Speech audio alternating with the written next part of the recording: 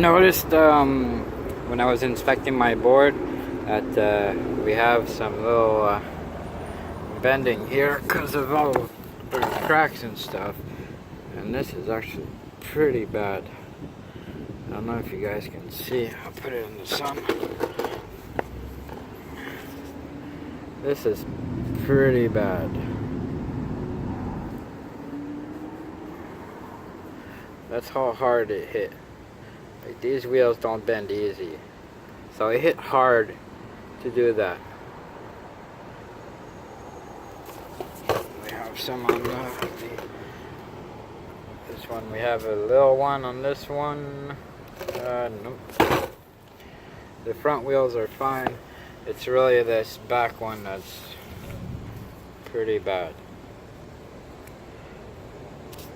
So I don't know, on board, if you see this, you might want to put a metal plate here or something instead of this,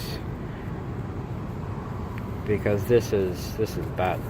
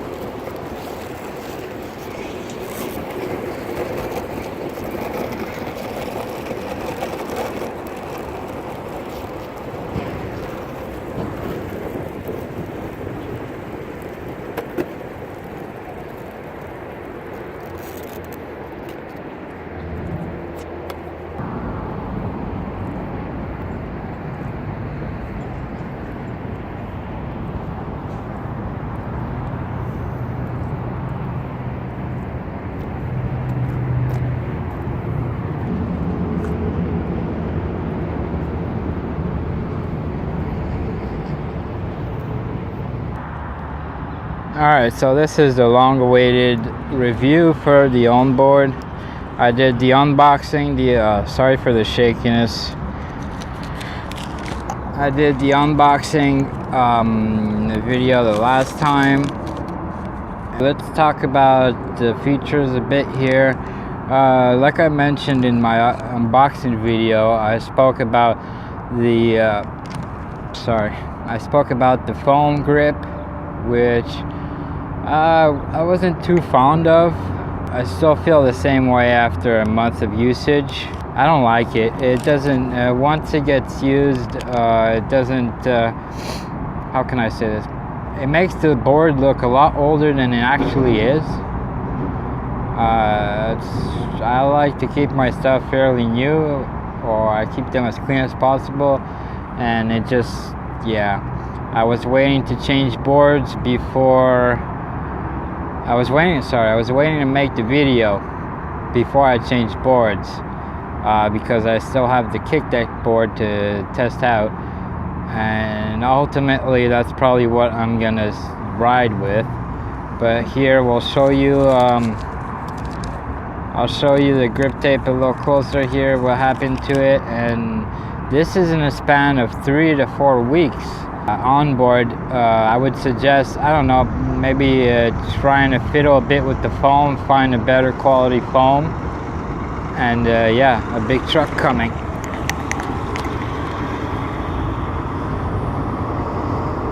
So we have some damage here. This is just from riding around, putting it down and such. All around here. There we go. This is just from leaning. My back feet comes here like this all the time. So you know it got ripped up in the back.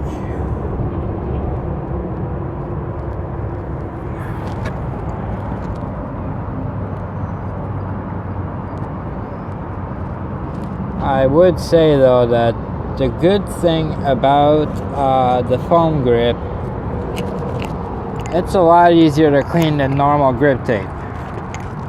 Normal grip tape, you got to get the grip gum and scrub and rub. This, just spray with your floor cleaner and just wipe it off, and there you go.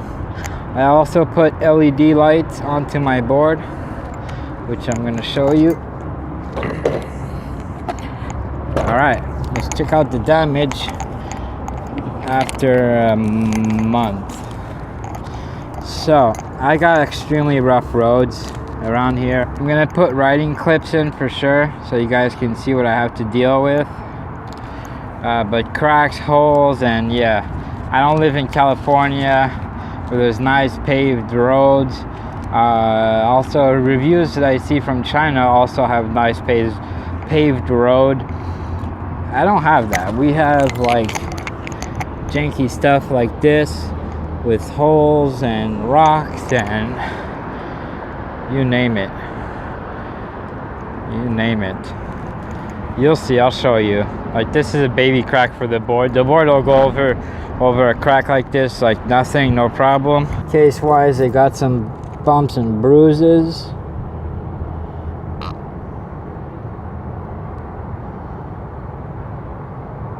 There we go.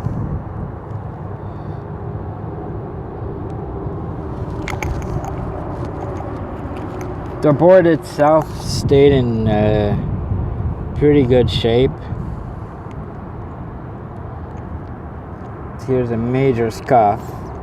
This is to the cement. That's what happens when you have holes and cracks everywhere in your goddamn streets. Alright, let's check out these wheels, the motors. Here's a sign of our cracks and bumps. You can see here it hit so hard that it dented the cover there too.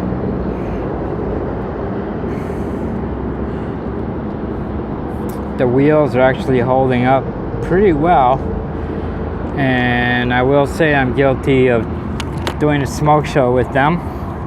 And yes, they will do smoke shows if you put on high speed and a flat piece of ground. I've gotten them to smoke. There is a crack here. Am I able to get it on film for you guys? Yeah, you can see it here. I think that's the only crack I got. It might be because of a piece of glass. I am not 100% sure, but I know one time I was rolling and at the last second I saw glass and my back wheel hit it. This side a little less hurt, but nonetheless here too we got hit pretty hard. For the flex, I made a little clip to show you the flex in between the OWNBOARD and my regular longboard. There's not much different. OWNBOARD does appear more flexible actually, so it flexes quite a bit. I'll put the clip here, or I'll put at the end of the video. Depends if my editing skills allow me to do such thing and put it in the middle of the video. Amazing to carry groceries. I have 2 cats, so I put an 18 kilo box of litter right here in the middle, and I drove home. The speed test and range test, I'll put up a picture. I managed to hit 38, but that was when I just walked out of my house at on 100% charge, and it was on a clean street right there on the side of the highway. It was remade, so I've done it right there. I have a screenshot of the range. I think I was at 25 kilometers. Not sure what it is in miles. I'll put it in text. I did 25 kilometers and I still had 25% charge. The reason why I didn't go to up to 0 is because I don't like discharging my electronics. It is not good for electronics to get discharged, because then you kill the battery life. And I like to keep my stuff in very good condition. I will make a video of the board switch, and obviously I'll review the kicktail board. Yeah, can't talk properly. I'll include footage of riding around. This review overall will be good for anybody that lives in a normal town that has bad roads. You'll see what I talk about again when I'll put in the clip at the end of the video. The foam grip, like I said, it's not my cup of tea. It just, I don't like it. Damages too quick. It is foam, I gotta give it that. As for dampening the hits and the bumps and the cracks, the foam is not high performance enough or thick enough to really do anything. It might help a tiny little bit. I'll include more clips of grass riding and gravel riding. The OWNBOARD handles it like a champ. It doesn't even force. I usually roll constantly in mode 1.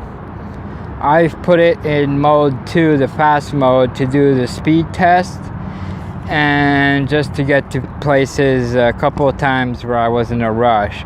But usually I'll roll in mode 1. Average speed is 16-18 kilometers an hour, which is just fine. And most of the times I'm rolling around with my girlfriend, and yeah, she plays Pokemon Go, so you don't go very fast when you're playing Pokemon Go. Overall, would I recommend this board? Absolutely. It's my first electric board, and I love it. And unlike other reviewers where they get the board and then they go immediately review, I did it on purpose to wait a couple weeks up to a month, because on the first week this board was the best in the world. There was nothing better. Even the Raptor 2 that I really want, and it'll most likely be my next board, wasn't even coming close to this board. But that was normal because it's my first board. I just got it. I'm super ecstatic and I want to ride. Alright, so that's why I waited. Now I know exactly what I like and dislike. There isn't really any dislikes apart from the foam grip and my streets, but the wheel size takes it like a champ. It just, yeah, no, it takes it like a champ. Also, the size of the board is great when you go into malls. I've carried it into the mall. I don't hold it by the handle, obviously, because you're walking in there for an hour or 2 hours. I just hold it with the front truck. Sorry. I just hold it with the front truck and I roll it. I'll show you guys in a clip here. The handle's great. I wouldn't buy a board without a handle either, because when you're going into a door or something, the handle makes it more than convenient, in my opinion. It does weigh close to 18 pounds, so that's pretty heavy. Yeah, if you have the money, great board. Great board. I would buy it without a heartbeat. I would recommend this board to anybody. And if this board is this good, then their other boards must be just as good. Again, to recap, this is the W1 Pro. It has a 6.4 battery, not the Sanyo, just a 6.4 battery. Enjoy the clips, and next video is going to be the board swap, which should be done in the next, I don't know, maybe next week if I'm not too busy.